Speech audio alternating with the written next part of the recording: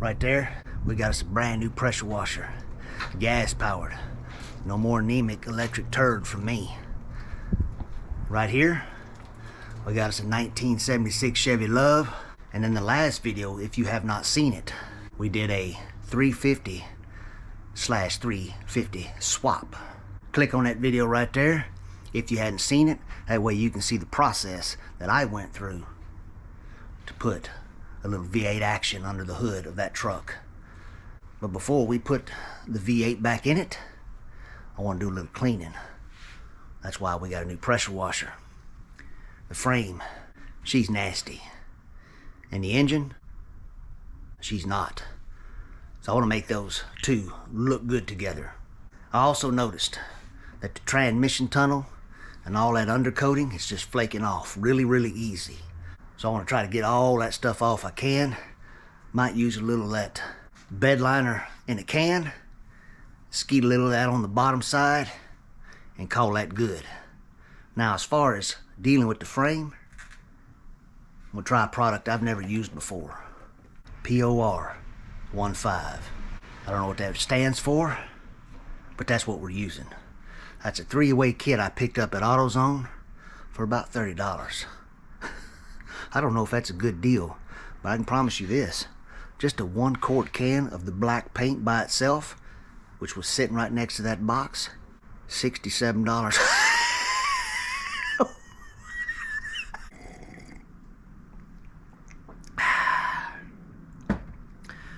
Guys, let me go ahead and get caffeined up. We'll set that pressure washer up. We'll start cleaning the frame and up under that truck today. Let's see what kind of damage we can do up under there. All right, I got work to do.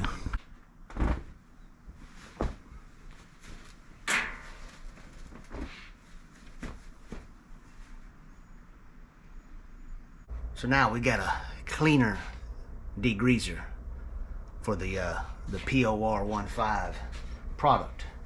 I got an old bottle I've had for a long time.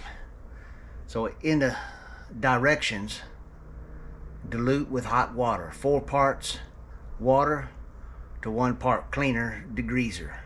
4-to-1 works well with most jobs, don't you see? 1, 2, 3. Yeah, we're coming in hot today.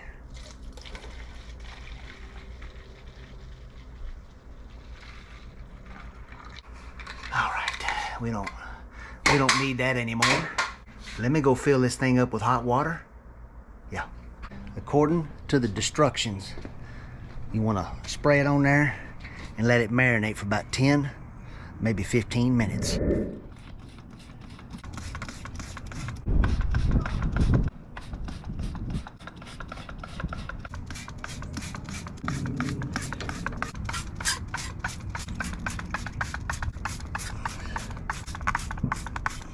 I think you get the idea. Let me finish spraying her down, let that marinate.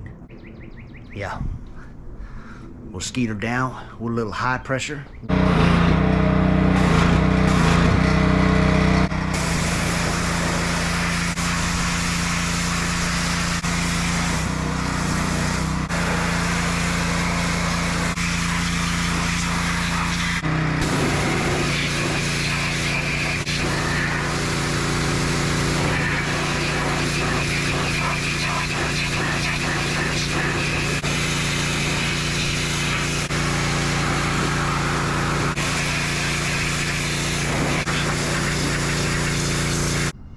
Not too bad. It's hard to get that grease and crust off those bushings and stuff. It looks a whole lot better than it did before. I still got to do the transmission tunnel and then the front side of that transmission cross member. I want all that to be blacked out when I drop the transmission and engine in. So what I'm trying to do right now is kind of let that concrete dry a little bit because I need to lay off in it. And then I'll blow that transmission tunnel off. Yeah, we'll fire it back up and do what we got to do. Just so y'all can get a little up-close look of what I'm looking at here. Right now I'm just trying to knock off some of this big stuff, dirt and whatnot. And in some of these areas, I I mean, it don't take much, it just flakes right off. Look at that. That's hardly any effort. Not even, look at that. Big old chunk. That's kind of caked on there a little bit, but you get the idea. But yeah, basically I just want this whole frame cleaned up as good as we can get it, inside and out. Because once the transmission and engine's in here, you ain't gonna be able to get to any of this stuff. So I want all this prepped as best as possible. We can focus on this stuff later on down the line, if I even mess with it at all. I don't know yet. Tell you what, this is a whole lot of work. I don't mind the manual labor, but this is a bit intense, don't you see? So let's see how the front part turned out. Yeah, the front part turned out not too bad. Got a lot of rust on it. I think I'm gonna use that solution and soak it down one more time. Power wash this area again. This time I think I'm gonna go through a lot of this crusty junk like that. Try to get some of that caked on grease and stuff like that off. See that stuff right there? I got a big orange wire brush. I might use that, knock some of the big chunks. And then obviously once I'm done with that, I'm gonna let all this dry overnight. And then we'll start doing that metal prep, get all that going, and then we'll black it out. And I'm just focused on where the transmission and engine's going to be for now. We may focus on the rest of it later on down the line. I'm just focused on this area. That way once everything's in, I don't have to mess with it. Oh yeah. Second cleanup is done. I pressure washed it for a second time. I was using the yellow nozzle, and I switched over to the red to really knock some stuff loose. I highly recommend this power washer. For 300 bucks, not a bad deal. So I'm gonna go ahead and let the frame, the truck, and all that stuff dry overnight. I'm gonna slap the wheels back on it and let it do its thing. Tomorrow morning, we're gonna push that truck in, and we're gonna go ahead and start doing the metal prep so we can go ahead and start getting the POR 15 in there. Now, as you can see, that's a little 4-ounce can. It's not going to be very big, and I don't think it's going to cover everything. So more than likely, I'm going to have to go to AutoZone tomorrow and pick up that $67 can. Oh, let me sit down for a minute. Whew. $67 for a 1-quart can of POR 15.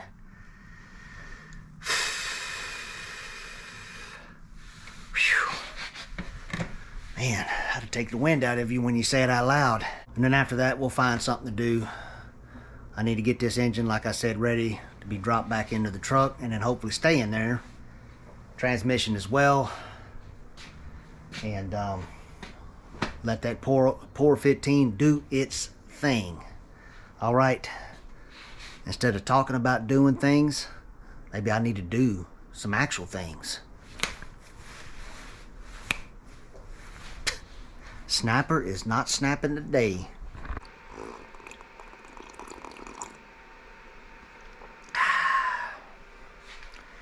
Oh yeah, that's good coffee this morning. And I'm gonna need some caffeine today. We just sprung forward on the time. Yeah, I've already lost an hour. I'm behind already. So here's the metal prep bottle poured in this bottle. Yeah, there's not very much in there. I believe that kit, that little 3-way kit, is more designed for small stuff, control arms, things like that. Does not say anything about diluting that, so I don't want to mess with that. Yeah, I kind of sprayed this area about 10 minutes ago. Just kind of letting it set. According to the instructions, apply with brush, roller, or spray, and leave it on the metal for a minimum of 30 minutes. And you need to keep it wet, is what it's saying here. If bubbles appear, smooth them out with a sponge or towel or anything like that.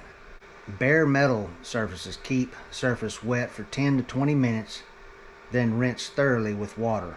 Remove excess from painted or chrome surfaces as quick as possible. Enough reading. basically keep it wet for 30 minutes. The bare metal stuff, I'll try to I guess I'll have to wipe that down. I'm not gonna wet this down any. I'll just use some water or whatever, wipe it down, do what I gotta do there. Updates on the 0350. Didn't really get a whole lot done to it yesterday, but I did get the balancer on it. Painted those lines up, looks pretty good. I got some new sparklers in it. I got some sparkler wires in that Summit box, and I'll show you the other stuff a little later. I had to plug that off. Still need to put an oil filter in it and fill this thing up with oil. For now, I got this adapter in there. This came with the engine. It came with two, actually. I think one was here and then one was down there. And for now, I just got that blocked off till I get it hooked up to an oil pressure gauge of some sort. Still need to swap over to the other distributor. I'm not going to do that until I get this thing full of oil, filter, and I'm going to prime it. I got a priming tool. We'll prime it up. She is at top dead center and ready to stab when I get to that point. For now, it's probably going to be a whole lot of no camera action today because I got metal prep to do. But once all that is done, I'll crack open this little can, and I'm probably going to have to go to AutoZone and get the more expensive can because I don't think that's going to cover everything. Enough mug time. I got work to do. So this stuff's been marinating for about 30 minutes, keeping it wet. It's probably about 3 sprays of wet, so to speak. Kind of turns chalky white. Apparently that's normal. It's what it's doing. I guess it's etching the metal there. Y'all probably can't see that, but I've done all the way to the transmission cross member, all the frame inside. Now I did watch a couple of YouTube videos, and it looks like you're supposed to rinse that off with water. I don't really feel like pushing this back out, rinsing it with water, going through that process again. So I think what I'm going to do is get a spray bottle, clean it out, whatever I got to do there, and just spray it with water, wipe it down. Then it'll be time for the POR 15, which I just found out through the videos means paint on rust, or paint over rust, one of the two. Learn something new every day, and I like to do that. All right, one more skeet of the metal prep. Let that marinate. We'll rinse it off. Yeah, paint time. So there you go. I just sprayed the frame down with some cold water, and I just learned the hard way. Protect your garage floor if you're going to do it inside, because it will etch your concrete. You've been warned. But yeah, even though it looks bad, apparently all this is normal. The chalkiness is some kind of zinc phosphate coating. Though it's interesting, certain areas aren't as chalky as others, maybe because the rust is too scaly. You know, that spot right there, I sprayed down just as much as the rest of it. And yeah, hopefully the paint sticks to it. Got some wet spots here as well. I need to dry all that up. But yeah, I'm gonna go ahead and let the metal prep etching do its thing, and I need to go do my thing.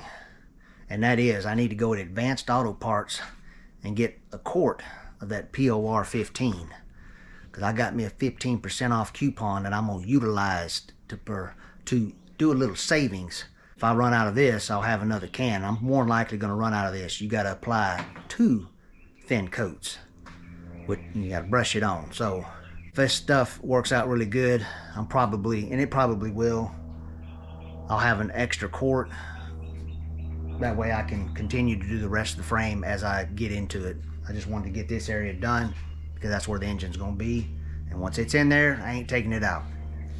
Let me go run to the parts store, get some POR 15, and then we'll get after it. And speaking of POR, you're looking at it.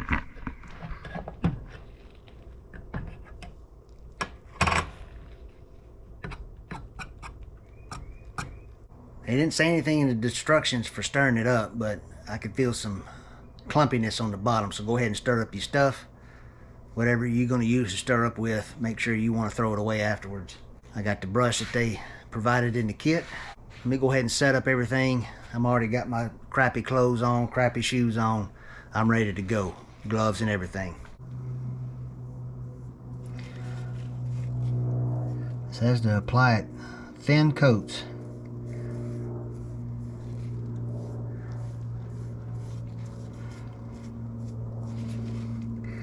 Self-leveling, it says as well.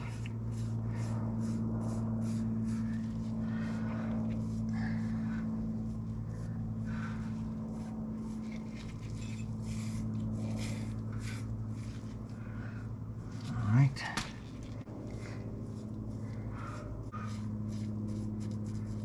I'm not 100% sure all the colors they sell, but I just wanted black.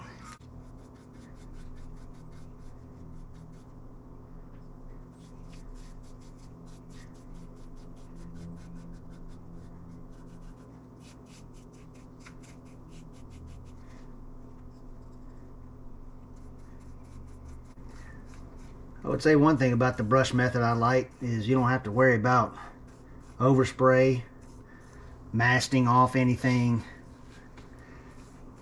major anyways, like tires or body panels or any of that stuff, because that overspray, you know how that stuff is if you've painted before. That stuff gets everywhere. It doesn't say anything about it, but I'm going to stay away from threads, bolts, nuts, stuff like that. The head of a bolt's one thing, but I'm going to stay away from nuts and threads. So I'm not messing with any of that. So like right in here where the spread some of that's kind of running. But right in here where you make your adjustments for all the shims and stuff, I'm not doing any of that. What I may do later on is separate all that or something, maybe rattle can it and or brush that stuff on and then put it back together. I don't know. I haven't thought that far ahead. I should be able to access that pretty easy even with the engine in place. So I'm not too worried about that spot. Like there's a bolt head right there. We'll go ahead and dab some stuff on it. And this stuff does smell bad, so I might stop what I'm doing here in a minute and get my respirator. It's not too overwhelming right now, but maybe just play it safe. Alright guys, you see the process. I'm going to go ahead and get out of here. I'm going to get my respirator on. Maybe I'll set the camera up. We'll just time lapse through this, and or I'll just show y'all when I'm done. I'll decide as I'm getting my respirator. Alright, I got painting to do.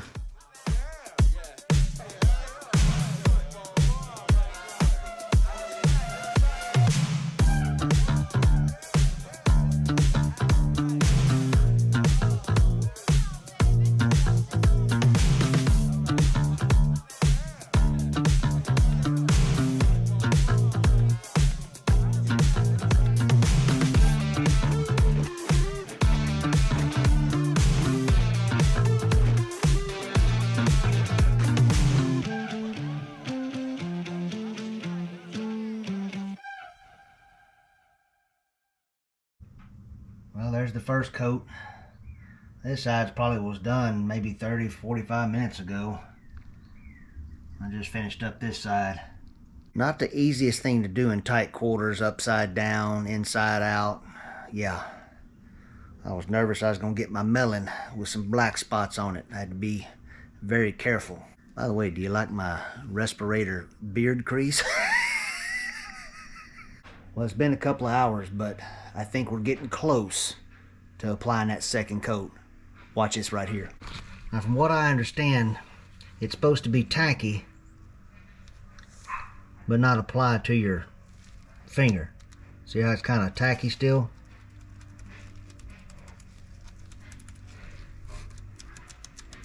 You hear that? It's not sticking. It'll kind of streak like that. That is completely normal, and she's ready for a second coat.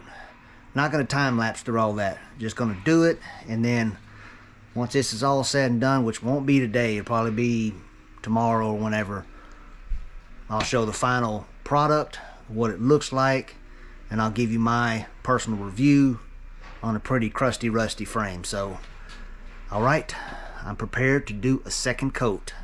Wish me luck. Alright, show y'all real quick how this Pour 15 turned out. It's been a couple days. There you go.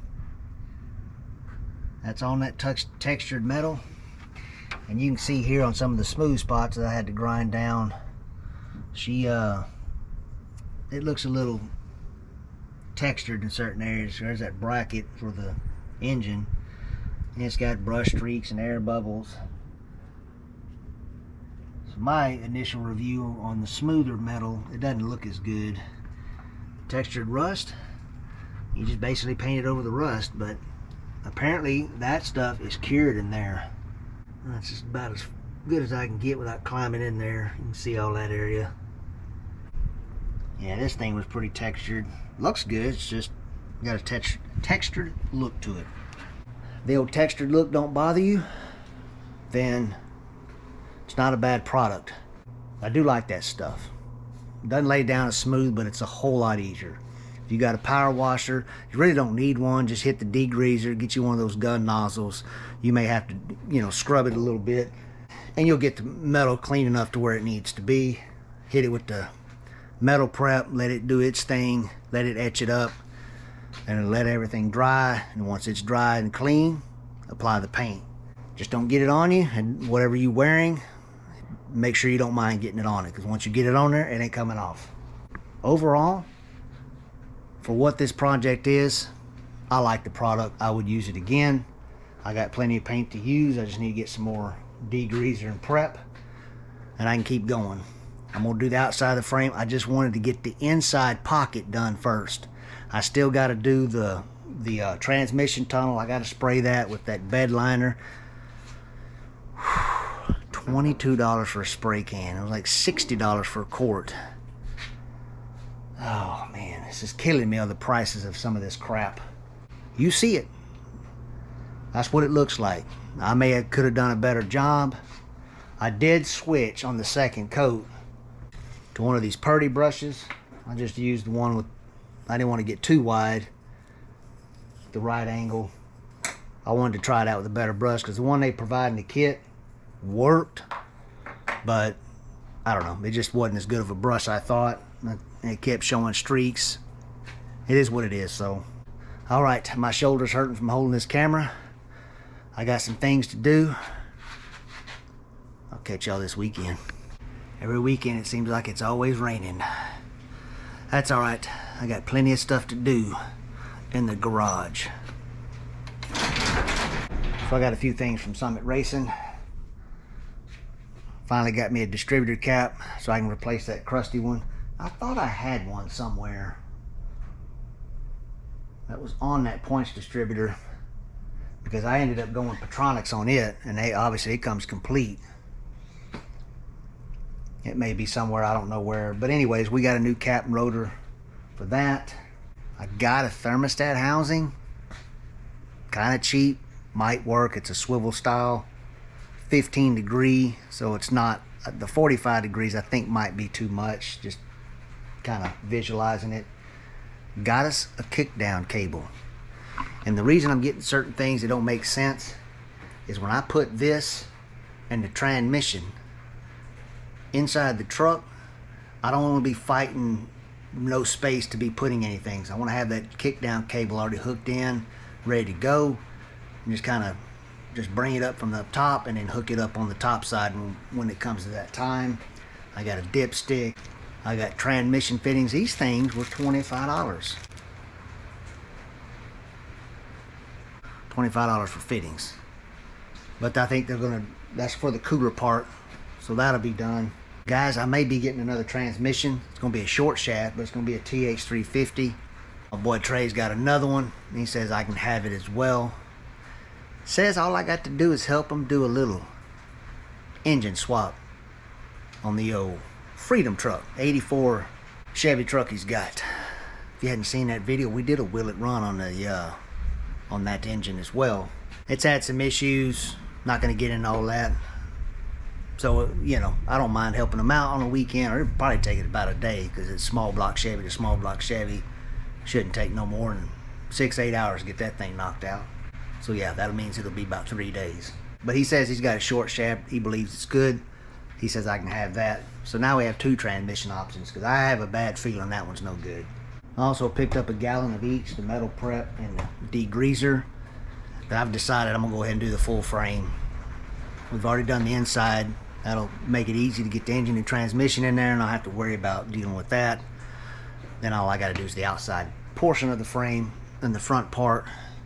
And at some point in the future, probably when we get to the fuel system, trying to figure that part out, maybe try to reuse the old gas tank, I'm gonna pull the bed off. It's just gonna be faster, easier, and we can access that frame fully, power wash it really good, and then hit it with that POR 15 paint over rust to the 15th power. All right, guys, I got a few things to do, so let me do it. In the picture, this thing was black, but as you can see, it is not. It's gray. There we go. I don't know. I'm okay with it. The thing was $13, so I ain't complaining. Now, if it was yellow, yeah, I'd have to take it back. And I got the new rotor. It's blue. It could be hot pink for all I care. You don't see it. Believe it or not, the cap was made in USA. So for $13, not a bad deal. If you don't mind gray, get you one. Let's take a little look at this thermostat housing. Yeah, this thing was $19. I'm not... Yeah, I don't know. Can't really see it probably well in the camera, but it's kind of polished looking. Yeah, not a bad deal. The biggest thing, it can look as great as it wants to. If it leaks, well, then it's useless to me. So I got a few items to put on. I basically wanted to get the cap and rotor first on here, then I can start routing the wiring that I got. That way when I drop it in there, I don't have to mess with it. All right, random parts that you probably just skipped all the way through, and I just talked to 6 of you who actually watched this portion of the video. And if you did stay, right now you're getting a little mug time that everybody just skimmed over. Yes. All right, mug time complete. Well, guys, I'll tell you what, for 19 bucks, this is not a bad thermostat housing, at least based on the way it looks. It is not fully tight, and I don't even have the O-ring in it just yet. I just wanted to test it out, see if I like it. I think with the degree, I think this is a 15 degree. Because I had some that were 45. That might be too high, especially with that Chevy Luv hood being kind of low. I don't know if that would be an issue, so I got this one. As far as the thermostat, I'm running 170 degree high flow from Mazir. Now, I don't even know if they sell these anymore. I bought this thing a long time ago, maybe at least 10-12 years ago. I was having a little bit of a hot running issue on the old white 1970 that I used to have. Truck's gone, I sold it. But I ended up not using that. I had a 180 degree thermostat high flow that was already in it. And I think I had an electric fan, and I'd switched back to a mechanical fan and just resealed the shroud, got a better Flexolite fan, and I believe that solved my issue. So that's why I've had this for this so long, and now I officially get to use it. I need to install the dipstick. Don't know if it's going to work, but we're going to try it because it already came on the engine when I got it. It's one of them long ones too. It goes from the dipstick hole, and she shoots forward, and the old stick handle right here, she hangs out about right there. So I don't know how that's going to work with the hood, you know, bolted down, pulled forward. You may have to pull it out and then angle it up. Don't know. May not even work at all, and we'll have to figure out something there. But since it already came with the engine, why not use it? I guess I'll start laying out the old sparkler wires and see how all that's going to work out. As I was looking for some stuff, guess what I found? No, I didn't find valve covers.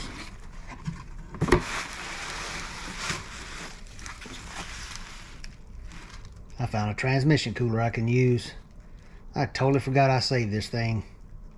Had this, I believe I had this on my white 1970. But I can tell you one thing, you put hoses on these ends, you ain't getting it back off. You ain't getting it back off at all unless you cut the end off. And I think I had to pull the radiator out for something. Might have been when I had to take the electric fan off and put all that stuff. I think that's when I took it off, and I ended up getting the same transmission cooler but with the AN-6 AN fittings. That way I can screw and unscrew the hoses without damaging them. So I got a transmission cooler, and I was actually contemplating getting one of those today at Summit, but I did not. Thankfully I didn't. Oh yeah, new morning, new day. Let me go ahead and pull y'all in and show you the progress I made on the old 350. Now I don't know if this is going to work, but it does look good. Well, it remains to be seen if this is going to interfere with the firewall in any way, shape, or form. They do make the similar style to this, same brand and everything, that is vertical. So if I need to get those, I can. If it does work out, it saves me some money because I already had all this stuff. These are just simple wire separators. I've had these for a long time. Don't know where I got them, so I can't give you a part number or anything like that. That old gray cap's kind of growing on me now. And the reason for that is, I don't feel like getting another one. So yeah, there's the two longer wires. One more of those mounting adapters there. And then the 2-wire loom for the 2 longer wires. Same thing on this side. It's a little bit more congested over here with the starter in the way. Hopefully that starter's good because I don't feel like buying another one. Dipstick. Yeah, sticks out. That may not work out, but we'll find out once we get this officially betwixt the frame rails of that old Chevy Luv. But that's the progress I made. The only thing I need to do is put the hold down clamp on this thing. I have two. I have a chrome one that I believe was on the engine when I got it, and then I got a kind of a rusty one, but it looks in pretty good shape. I might just clean it up, paint it, and then use that one. I'll figure that out off camera. The only last thing I really need to install on this is the flex plate, wherever it's at. It's somewhere around here, but I got to pull the engine off the engine stand, take this part off so I can get to it, bolt it on. I'll do that when it's time to mate these two and stick them in the hole. All right, update complete. Well guys, a little off-camera action. I've been bolting on things and just kind of test fitting it all. Utilize that chicken eye and let's take a little look and see what we got going on here. Now as you can see, dipstick is gone because, yeah, that ain't gonna work, unfortunately. Not that big a deal. That heat shield, I had to remove it because, I mean, we are close to that starter. Didn't really think about this too much. Figured this was on a small block Chevy. Obviously it had a starter on it, so it should clear, even though if it may be close. It's gonna work. It's just gonna be tight. Now in the last video, if you have not seen it, when I had this engine in, I kind of held these in by hand, and this corner right here, somewhere in here, was barely touching. I don't think it was the deal. I think it was more up in here. And of course I've already painted everything. I ain't worried about that. If I have to do a little cutting and grinding, we'll get after it. I still got to deal with the exhaust. I still got to make an exhaust in between the frame and the torsion bar. I mean, you know, it's a few inches away. I also started looking at this stuff here. This probably isn't going to work. I'm going to need that vertical. I won't know for sure until I get everything in. But unfortunately today I don't have time for that. By the time I got everything pushed in and set up and dropped in the hole, it's going to take some time. And I just found out earlier yesterday, I drove this thing and the old muffler's hitting the drive shaft. One of my mounts, she ain't mounting anymore, so I need to spin this thing around and try to figure all that out, because I kept hearing clunking the other day. It's like, what the hell is all that banging? Huh? I looked at it and yeah, you can see the rub mark off the paint, off the old drive shaft, because I'll paint anything. I make stuff look nice. This right here, we probably gonna hit it with some high heat. We just need to test fit everything right now before we start to painting anything. This has been my Sunday morning. Test fitting stuff. See if I can use what I got. We struck out on the dipstick. The more I look at these, and plus looking at the truck, I don't think those are gonna work, because they're gonna be, yeah, they're not gonna work. So I need to get those vertical mounted, which means more money spent.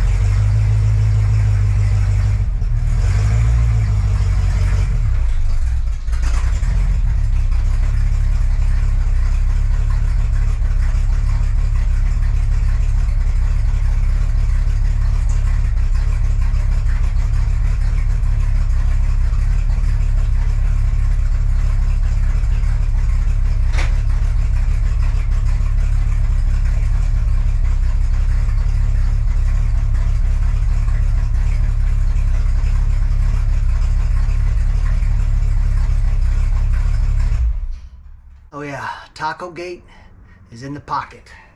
Yeah, it's pretty clear why I call it Taco Gate. Yeah, she's pushed in pretty good. Yeah, if you're unaware, I got popped from behind back in November of 2023. And I've yet to find another tailgate, but I'm still on the hunt. But until then, I just got to run this thing. I've actually thought about taking it off and using my wife's car to drive over it and see how straight it gets. Do what you got to do, but yeah. All right, Taco Gate's backed up in here. I'm going to jack it up and see what's going on down below. Well, I think I got her fingered out. There is that drive shaft paint removed line there. Yeah, looks like it's been recently happening or whatever. And I noticed that these mufflers, especially this one, was tilted down some, causing, I think, it to hit. You know, with this thing being on air, if you weren't aware, she's got airbags. So I might have been running at a lower ride height and it might have been smacking there. But the mufflers were tweaked just a bit. Nothing failed. I need to get better mounts. I'm going to be redoing this exhaust pretty soon, hopefully this year. When I did the exhaust the first time, I put 30mm long cut slices in here, and that gave me a way to position everything. And then once I got it in position, I can just put the pinch on them two nuts on the U-bolt and hold it in place. Same thing with my exhaust tips. That way, if I wanted to keep going with the exhaust or do something different with it, I can do that. Of course, there's the main reason why I want to change up the exhaust. Yeah, I need to fill in that circle with exhaust pipe. The reason I didn't do it in the first one, I'm not getting any closer. Yeah, it is what it is. I'm going to zoom in right now. You see that clutch fork sticking out? Yeah, that right there. That is in the way of letting any pipe go over that cross member. On that side, outside of just moving my fuel line, I can make it happen over there. So hopefully pretty soon, I'll be redoing the exhaust. In that box right there, I can get out and show y'all later, there's some brand new ceramic coated exhaust manifolds for this truck. Because this thing still got the original 283 ones, and they're anemic and no count. I don't know what the other ones will get as far as a little improved on power, but hopefully at least 20 horsepower would be helpful. Yeah, if you've never seen under this truck, there it is. VHT epoxy paint, guys. Best spray paint in a can as far as I'm concerned. All right, my wife just pulled up. That means she's come home from the grocery store. It's time to unload some groceries and get back to work. All right, guys, I got a small update on the old 350 here. Now, I showed y'all earlier that these wire looms that were sticking out were more than likely going to hit the firewall. But I found out that they make a vertical version of it. Let's take a little look. That's the one side right there. Still haven't done the other side, but I just kind of wanted to show y'all the difference. So that kind of brings those wires up a little bit more flat looking. Yeah, I think that's going to work out a whole lot better. I'm pretty pleased with that.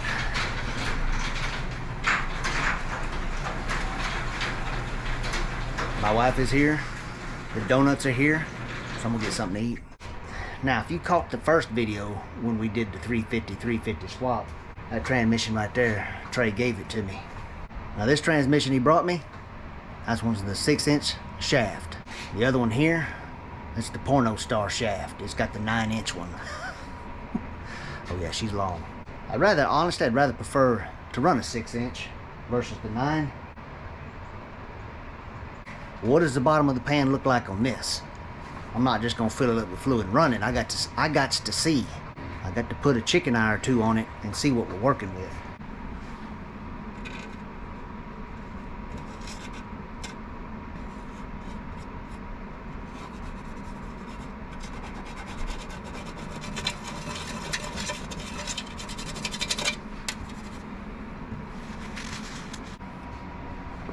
get this ceiling fixed.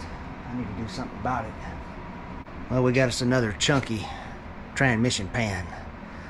I want to get a smooth transmission pan where there's no metallic material in there. Clutch material like this, you know, it's pretty normal.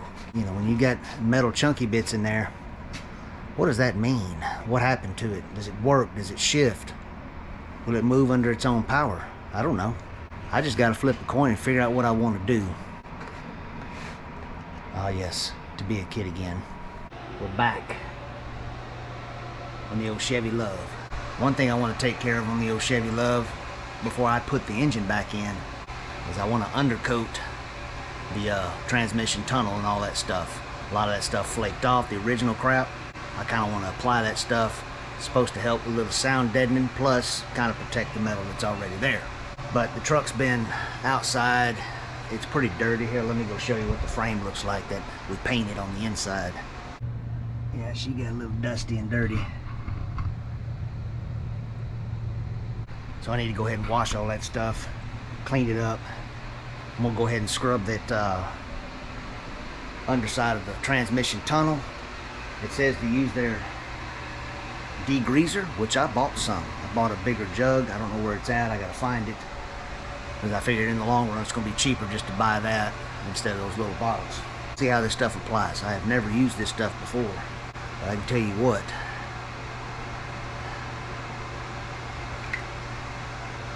It's getting outrageous, I tell you guys. It's getting outrageous how much stuff costs nowadays. For $25 a can, it better be sprinkling a little gold flake off in the rubber. Alright, enough rambling. Let me get to work. Guys, this is going to take a little longer than I anticipated. I totally forgot about all the fuel lines that go up and over the transmission tunnel. And I mean, there's about 64 clamps that hold all this stuff up. There's 3 lines. I know this is supply and return, and then you got this one also, so that may be a part of that evap stuff, I'm not sure. But they all go down, up and over the transmission tunnel, go through here, and then 2 end up going to the tank. There's a couple of rubber hoses. They connect the 2. I can cut that off. And then this one goes over here, and I think it's a part of that charcoal canister that I took off inside the bed. I can show you all that later if I remember. But in removing all these lines, I can clean all this up a whole lot better. There's a lot of flake chunks and stuff. Pieces falling off right there, as you can see. Unfortunately, I'm gonna spend more time cleaning this stuff up than I anticipated. And it kind of sucks because tomorrow it's supposed to rain all day, so I don't even know if I'm gonna get this thing done. But we need to remove the lines, get that out of the way, scrape all the loose chunks, do what I gotta do there. So, fun times at the old Chicken Eye Garage. However, it beats working on that old ugly gray turd. All right, well, that was uneventful, but guess what? I got the old lines out. It wasn't too bad, kind of challenging because they're so long, got so many curves and whoop-de-doos. And one of the challenges I was having was the lines were behind this brake line here, so I was trying to get them out without damaging this line if I didn't need to. As you can see, I succeeded. There they are. I would like to reuse these lines. There's nothing wrong with them externally anyways. They're not damaged, kinked, they're not really severely rusted. I'm sure they need to be blown out and cleaned up. In all honesty, maybe one line I don't even need because it goes to that charcoal canister. So now that I remembered, there it is, the old charcoal canister. If you're unfamiliar with the Chevy Luvs, see those holes with the grommets? Basically went right there, goes that way, and it has this cover that goes over it. So that's why all that paint's really nice and blue compared to the rest of the bed. Honestly, I don't think I'm gonna even use that because I'm gonna register this truck as an antique. And in Texas, when you register something as an antique, you don't have to worry about registration, or not registration, but you don't have to worry about inspections and all that stuff. So nobody's gonna be looking, where's your charcoal canister, son? Nobody's gonna be doing that to me. I ain't worried about all that. So now that the lines are officially out the way, I can get back into the cleaning all the loose, rusty chunks of junk and all that crap. Maybe today I can hopefully get that thing sprayed, because like I said earlier, it's supposed to be raining all day tomorrow. So if I can get that applied today, I'm gonna do it. If I can't, then it is what it is. I guess I'll get to it next weekend. But for now, I'm gonna shut down the mug and get to work. All right, work to do.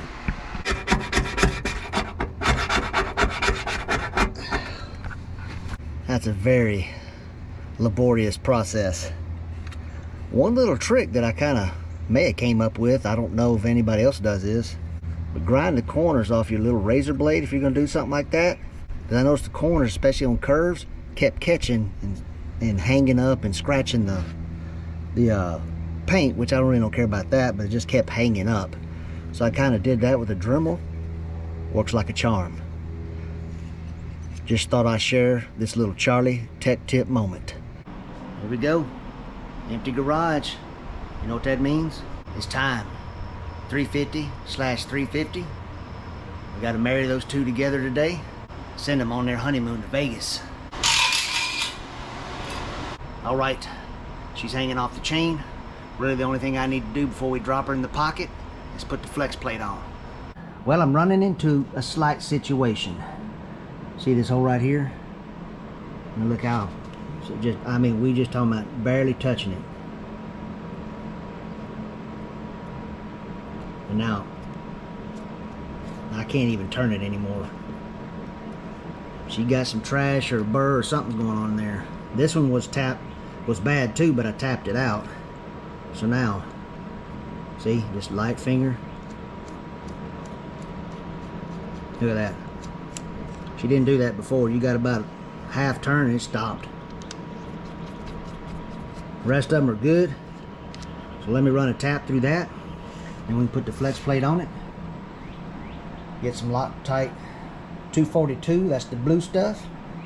Put a little dab on the threads. Get her installed.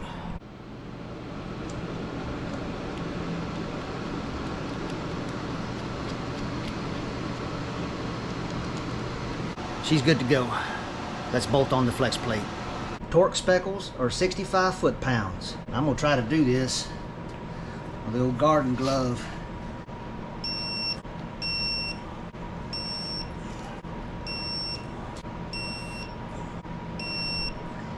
I tell you what, old Carrie Von Erich don't have nothing on this claw right here. Well guys, 'tis the season. She's starting to get warm in here pretty quick. I mean, it is muggy today, so I got all kinds of fans blowing and going. So there's gonna be a little wind noise in the background. I apologize in advance. But before we put the old 350 in there, I sprayed this thing with the old rubberized undercoating. That's what all those blue tape's for. That stuff lays down really, really good. I mean, you can spray it at all different angles and it never skipped a beat. It sprayed consistently. Laid down really nice. I was gonna show the process just a little bit, but I tell you what, we had mowing, we had blowing, we had all kinds of noise commotions going on out there. So I just scrapped that and just did what I needed to do. So let's go ahead and grab a flashlight of some sort. We'll get up under, we'll take a look around and see how it really turned out. I kind of looked at it, but I didn't look at it long. Well guys, what do y'all think? Comment below. I think it turned out pretty good. We're in the transmission tunnel section. That big giant hole, that's where that shifter was for the factory 4-speed that was in it. Not bad. Used all the bolts, kind of left them backed out a little bit. Didn't want to get no rubber inside the threads, but I kind of wanted to get the head somewhat protected. Now I still need to do the outside portion here. Well, we still got some flakage and stuff going on, so I got some cleanup to do before we get to doing that. But the inside pocket of the frame is done, so now we can stick the engine and transmission in and don't have to worry about the floors. They say on the instructions you can spray this anytime you want, if you want to do a second coat, third coat, whatever you want to do. But at $25 a can, I think I'm gonna save that second can for the outsides and some other spots. In all honesty guys, this ain't no show truck.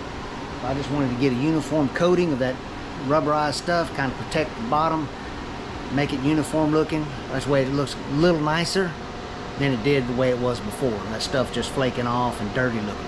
So now that you see the end result of that, I highly recommend it. Even though it's pricey, stuff laid down really good. So let me get all this tape off. And before I put the engine and transmission in, I need to get these lines blowed out. Especially the supply and return. Those are the only ones I'm going to install. The evap line is officially retired. We're not evapping nothing on this truck. She's going to be registered as an antique. I ain't worried about no evap crap. What you going to do about it, EPA? Don't make me rough you up. Alright, enough silly talk. Let me clean up some stuff. I'm going to blow those lines out. Get them bolted in. Probably won't bore y'all with much of that. Unless I just run into something. And or maybe give you a few seconds of mug time. You just never know. When the mug freezes up and gives you what you need.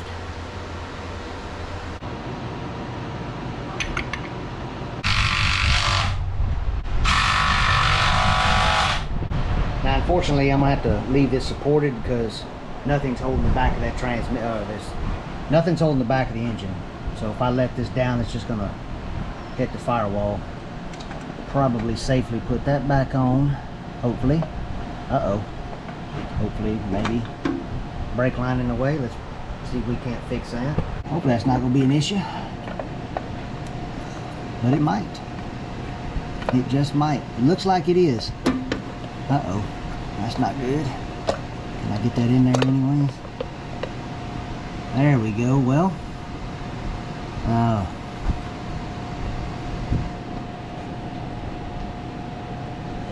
kind of bend that up a little bit. Up and out the way, maybe. Yeah, I might have to figure all that out. That's kind of not good.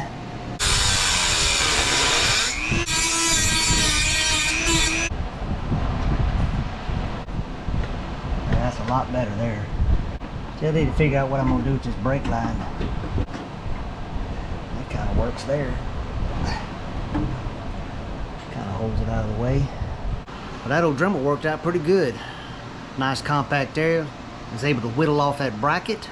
So now she's not stobbed out hitting my sparkler wires and all that stuff. I still need to take care of a few things. I might whittle off a few more. Who knows? I think we're ready for that. I need to take the dipstick off. I also need to remove brass fittings there and install these fittings I bought a couple of months ago. And I'll run AN. That way I can make my own lines. I don't have to use any tubing. Just run some hose, whatever I want to do there, be good to go. I think it's going to be better to access those fittings now, get them installed. That'll be done. Torque converter right there. Get that installed. Probably need to jack the back of this truck up. I'm going to need a little lift and duration if I can get that thing slid up in there. Then I got to get it under a jack it up. It's going to be a lot of fun. No, not really. It's going to be challenging, but we'll get her done. Well, I'll get her done. You'll just get to watch. I got the old fittings out of the transmission, but unfortunately a 2-minute job of replacing fittings probably going to be now an hour because I can't get the new ones to thread in. Something's going on with the threads. You can barely get it thread in by hand. You can't get them to thread in by hand. You get like an 1/8 inch turn and that's it. I tried to run one in and it just did not feel right, so now I gotta wait. I had to order a 1/4x18 NPS tap. Once the tap comes in, then I can tap those threads out and hopefully my new fittings will thread in. Hopefully I didn't booger the threads up too much. I did notice I rolled one, so I'll see if I can't get that to figure that out. I got some thread files and stuff. I'll be able to clean them up, I believe.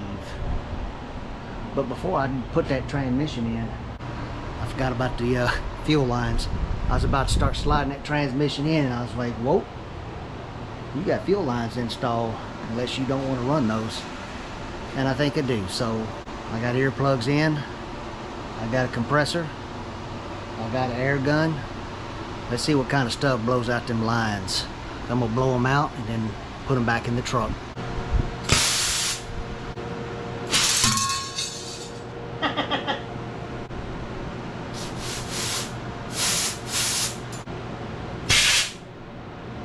I think I got ahead of myself, guys. I may not be able to put those lines back in with the engine in the way. One step forward, 248 steps back. That's the old chicken eye garage way. If we can find a harder way to do it, by God, we will.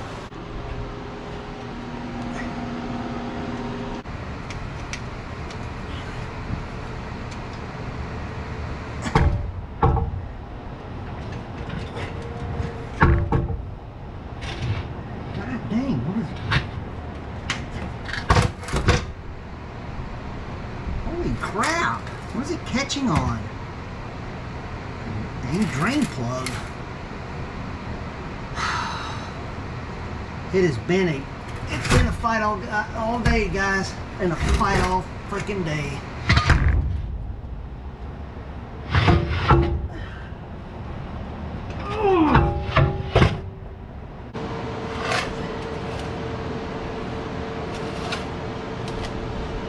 No, guys, I didn't forget the torque converter. I had to, obviously, as you could tell, I had to lift the tail shaft up to get her up under the frame. If I'd have done that with the converter off, especially with that drain plug catching the flow, she'd have fell right off. So, well, we got plenty of room to put her in pocket now. Fuel line's back in place. I think what I want to do is go ahead and get a quart of transmission fluid, and I'm going to put some in that torque converter, and then we'll plop that thing right into place.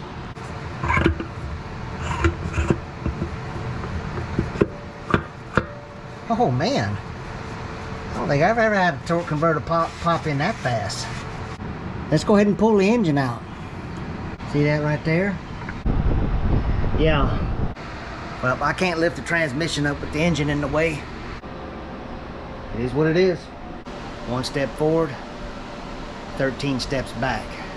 But with the help of my wife, we got the transmission, I think, about where it needs to be, roughly. The only thing holding it up right now is hopes and dreams, so now things are working according to plan. That popped right into place. Side looked pretty good. We're out of pocket just a little bit there, but I need to go down some more. Yeah, we're not on the motor mount just yet, so let me finesse. It's hard to do this by yourself. Trey, where you at? Man, I am worn out today. With this humidity, I feel like a piece of chewed bubble gum right now. I am tacky and sticky all over. And unfortunately, I may have to pull this engine back out yet again.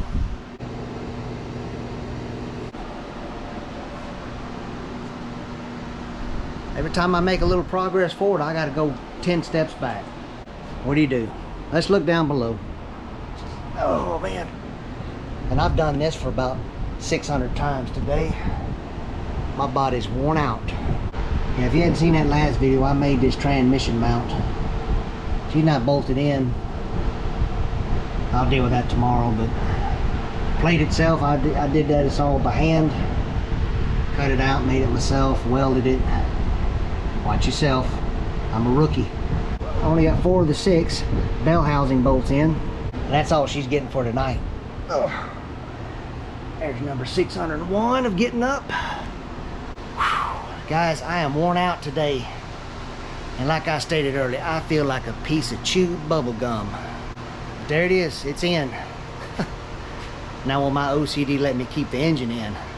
Yeah, I can't believe it did that to the firewall, so I don't know. I may pull this thing back out tomorrow and try to fix that somehow. And what I may need to do is just that corner that's sticking up on the back of the block, I may just need to grind the heck out of that thing, round it up really nice and smooth, and just call it. It really doesn't serve any purpose being stobbed out like that, so I may just pull this engine out, grind the ever-loving you-know-what out of it, and put it right back in the hole. Also, I noticed, let me show y'all. See that sparkler wire right there? Yeah, it's hitting that firewall. I'm probably gonna have to be very, very, very gentle and beat the hell out of that with a 4-pound sledgehammer. I'm gonna go ahead and shut it down for the day. 66 don't sit outside. And this thing's airlifted on jack stand, so I need to get her back down on the ground, kind of clean up, bring the truck in. So That's gonna take me a few minutes to do that, but I will be back out here tomorrow. We got a long weekend, so I will see y'all in the morning. I thought about it last night, decompressed, slept on it.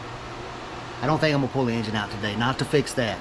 It's not that it doesn't bother me, it's just for some odd reason, something tells me I'm gonna have to pull that engine out for some unforeseen reason in the future.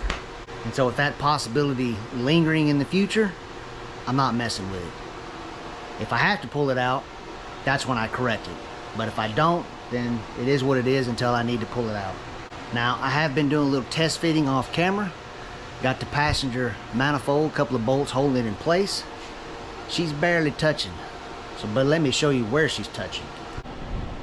Yeah, that flange isn't even touching. It's just the washer barely touching. And that's that flange right there that, you know, you separate, bolt the pipe up, and then tighten it over that. I'm thinking I pull that manifold back off, kind of mark that spot, maybe just grind it, radius it up a little bit more. Maybe that solves the problem. I don't know. I don't think I need to, I don't really think I need to grind that part of the frame for the manifold to clear. And if I did, it'd definitely work at that point. But I think I can just whittle on that manifold. So who knows, in a few months, I might run headers on this thing. For now, I'm just running these because I got them. Not that I'm going to be doing any coolant system in this video. That's probably going to be the next one. I did kind of test fit the radiator with my new water pump in place. I got this from Summit Racing a couple months ago. Not bad. Comes with your heater fitting. It's powder coated black. It's a high flow. It is cast, not aluminum. Cast iron. 80 bucks.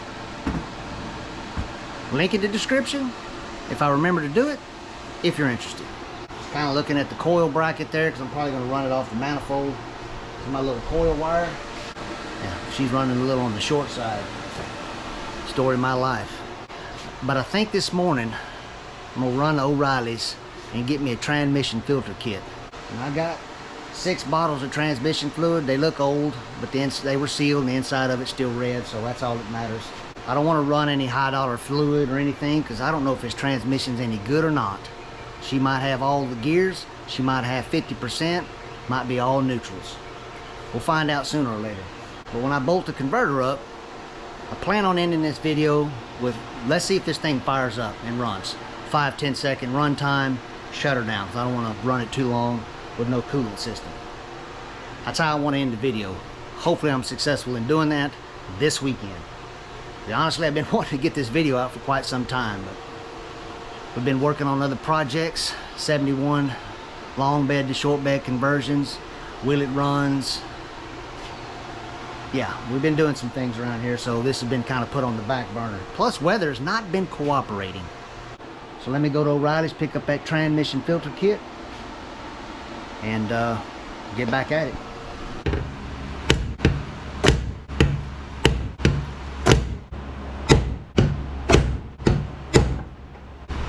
That's what I thought.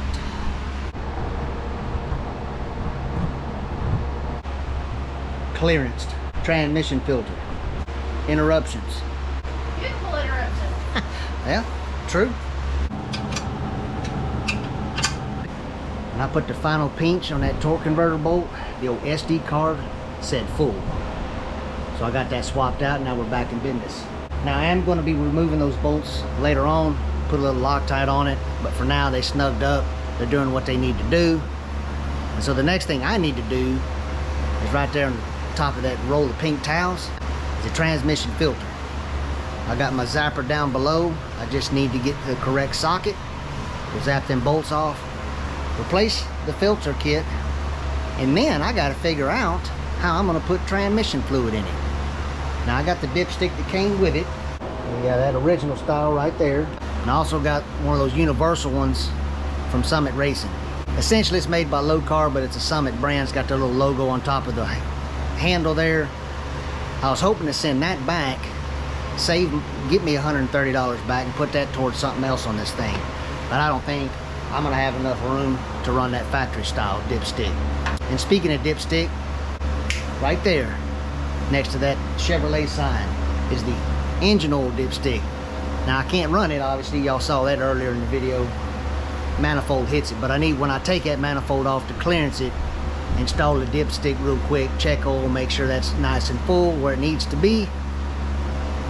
And then I got to figure that out later on, but for now I can keep moving. I'm not worried about a dipstick today.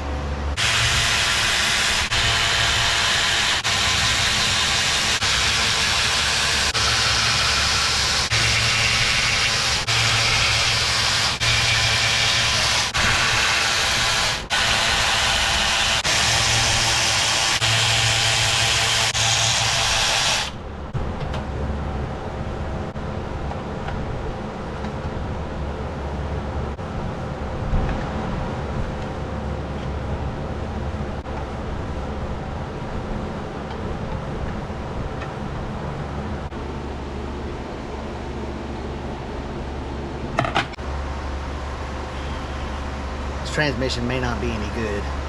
We're gonna find out sooner or later. But for now, I guess let me go ahead and clean this pan up. It comes with a new gasket, so I don't need this one anymore.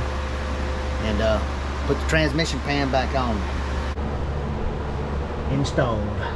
So here's that passenger manifold. Got that clearanced off pretty good.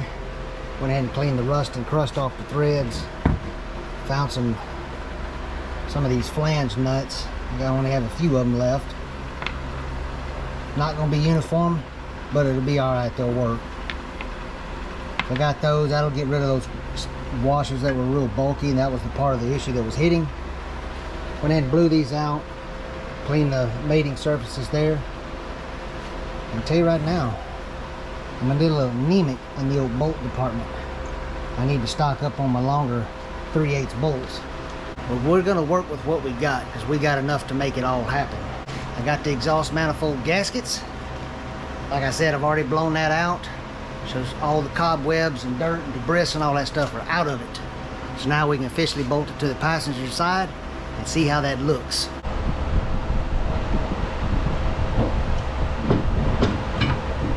This will be a little easier to take off once I get rid of that. For now, we're gonna keep it. Gives me a place to set my battery.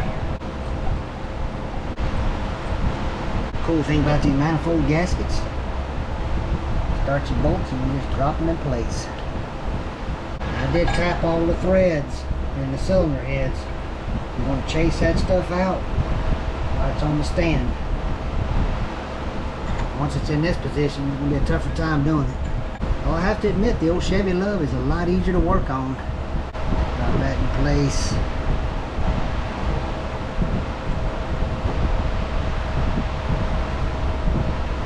Boom.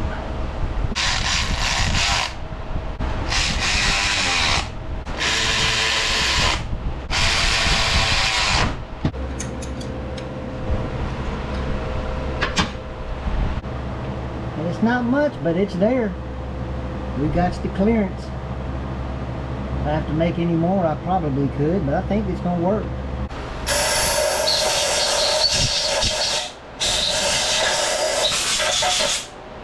Comment below if you know why they did the extra hook. Is there a special cylinder head I'm unaware about? Comment below if you know.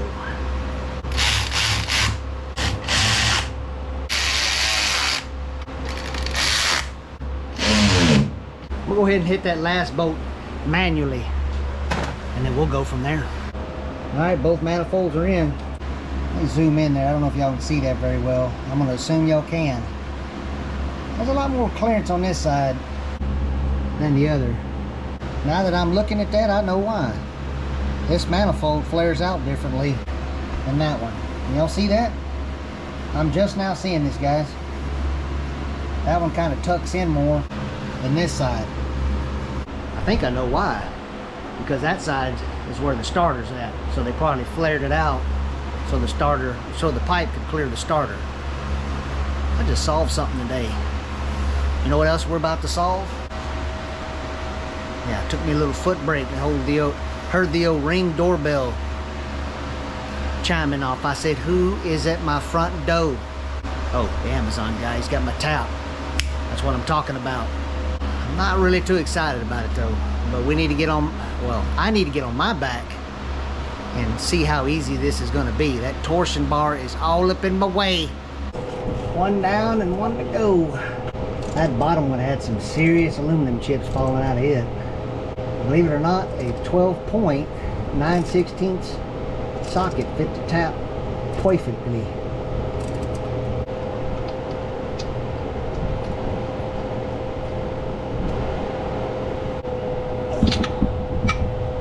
That was not easy, but it's done.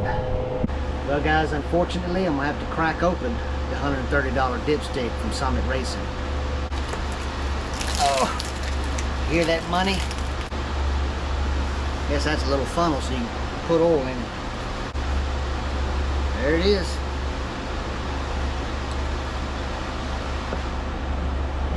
Low car. Might not be able to read that, but low car. Let me look over these instructions real quick and then we'll install the dipstick. Remove the old grommet. Might be easier if I just install the grommet first. She's kind of pushing it out. Alright. Oh yeah, that slid right on in there. So remove your grommet first, lube it up, slide it on, and put a little grease, clean transmission fluid or something, and grease the housing there, and it slid right into place. Make sure you take your old gasket off first. I think I found the home. She just kind of relaxes right there. That's where she wants to be. So that's where she's gonna go. I think I need to whittle that bracket off right there. Don't need that. And maybe possibly this one. I don't know. This one I'll decide here in a second. I'm gonna go ahead and cut this one off. Might go ahead and use the Dremel again.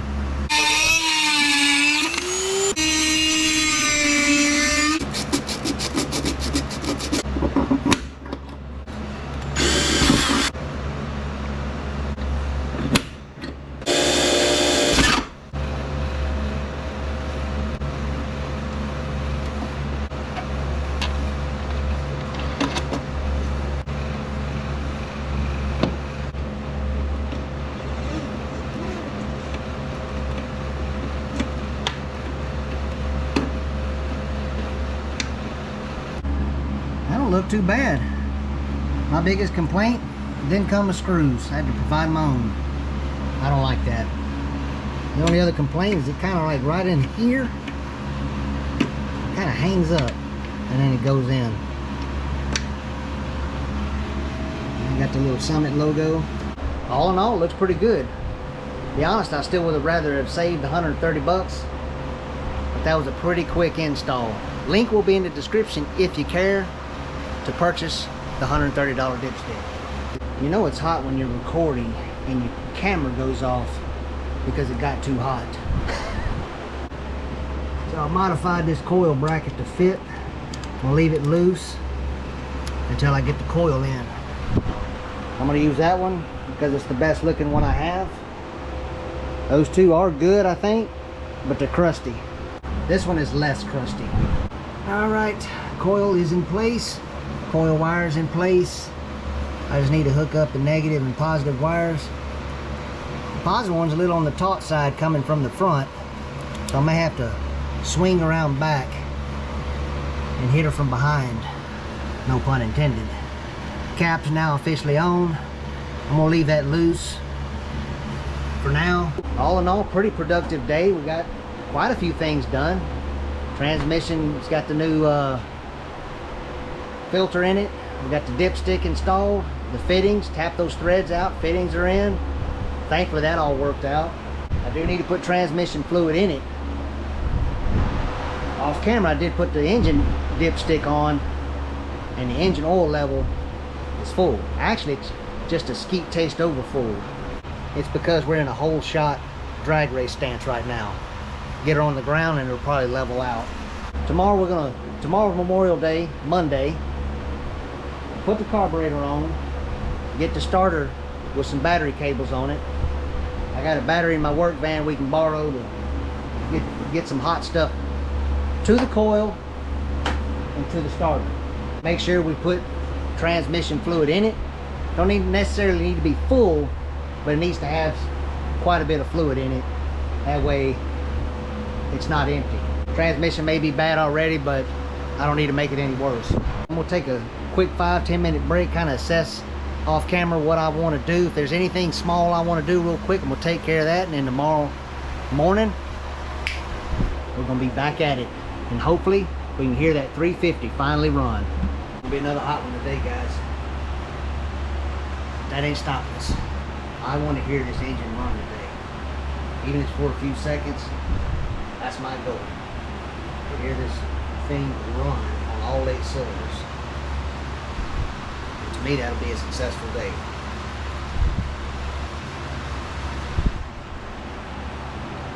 There are a few things I need to take care of, like putting transmission fluid in the transmission. Gotta put cables on the starter. I need to loop the transmission cooler fittings, wire up the coil, whatever else I discover that needs to be done. All right.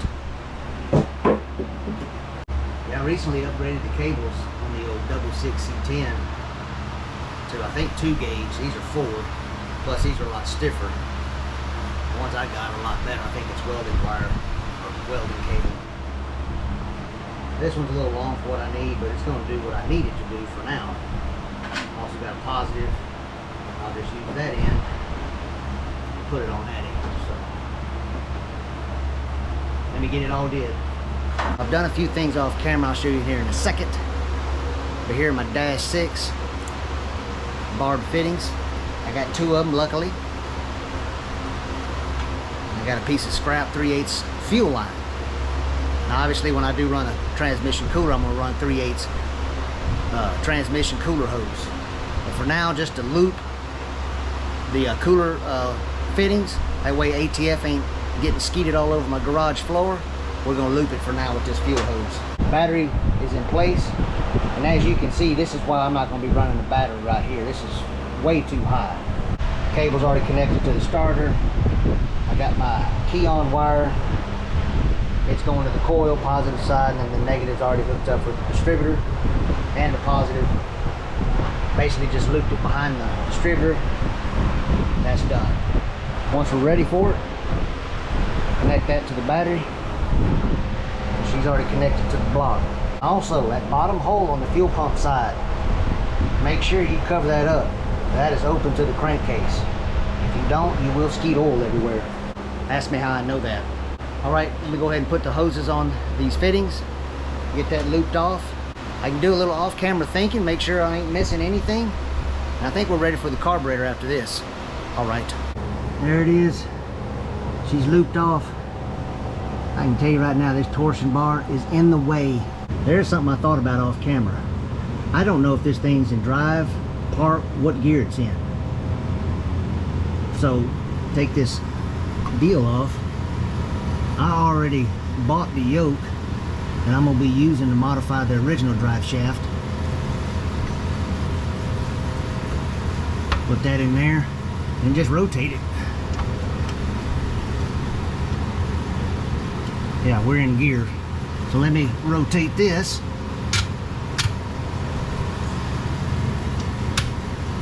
Now we're not. So now we're in park. I'd rather run the engine in park than in drive.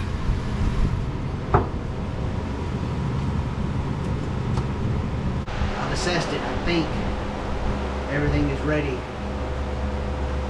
Carburetor. No, this is not a brand new ABS2.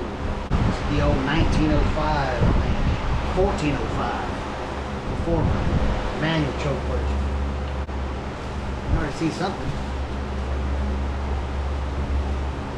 Took the accelerator pump out. I think I stole it, put it on that ABS2. I should have the original.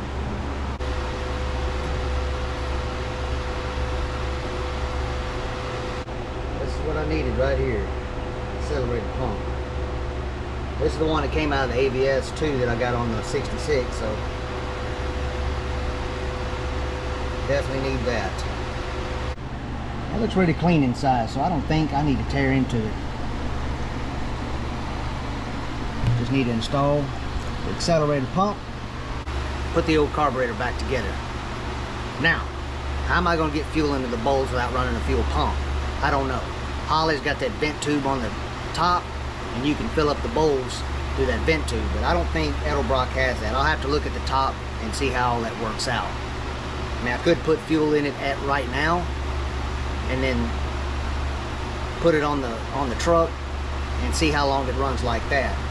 I just don't know how much to put in it. So let me figure all that out off camera. Once I do, we'll get this carburetor put on the engine, and hopefully today we'll get to hear that old V8 run finally in the old Vegas truck.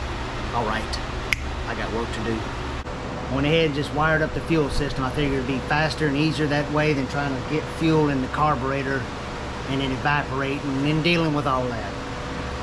Fuel system's wired up. I got a battery charger. I got to turn them over key. I think I got everything. I've already tested it. The engine did turn over a little bit. Everything's good. I think I got all my vacuum leaks taken care of. I'm nervous and excited at the same time, but enough of this. Let's see if this thing runs.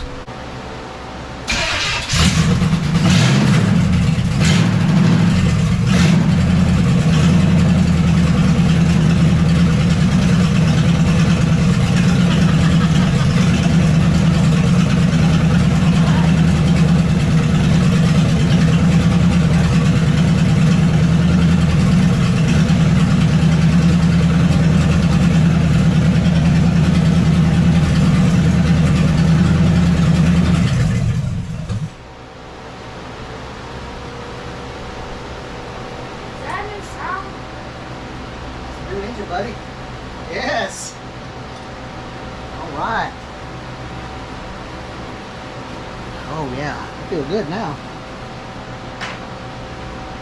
What do you think, buddy? One of these days we'll be riding it.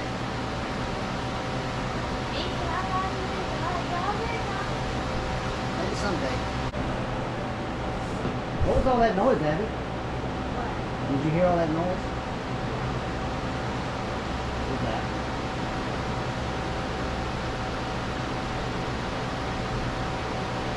It was that back there. Nope, what's this?